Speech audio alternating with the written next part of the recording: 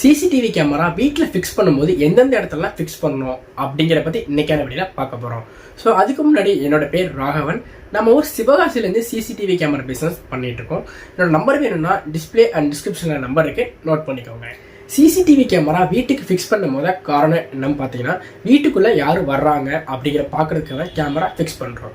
So அப்படிங்கிறப்போ first camera வீடோட main என்ட்ரன்ஸ்க்கு கண்டிப்பாக fix பண்ணணும். தென் வீட்டுக்கு பின்வாசல் இருந்துச்சுன்னா அங்கேயுமே கேமரா ஃபிக்ஸ் பண்ணணும். தென் வீட்டுக்கு மொட்டை மாடி வாசல் இருந்துச்சுன்னா அங்கேயுமே கேமரா ஃபிக்ஸ் பண்ணணும். ஏன்னா மொட்டை மாடி வாசல் வழியாகவும் வீட்டுக்குள்ளே வர்றதுக்கு வாய்ப்புகள் உண்டு.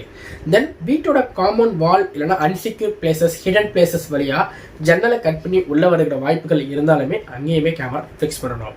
ஸோ இந்த காமன் 4 பிளேஸை நீங்கள் கவர் பண்ணாலே வீடை ஃபுல் செக்யூர் பண்ண மாதிரி கான்செப்ட்.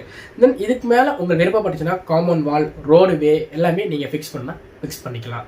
ஸோ இதை பற்றி இன்னும் எலாபரேட்டாக வீடியோ வேணும் அப்படின்னா கீழே கமெண்ட்ஸில் கமெண்ட் பண்ணுங்கள். மோர் தென் வீடியோ வாட்ச் பண்ணுறதுக்கு நம்மளோட பேஜை ஃபாலோ பண்ணிக்கோங்க. தேங்க்யூ.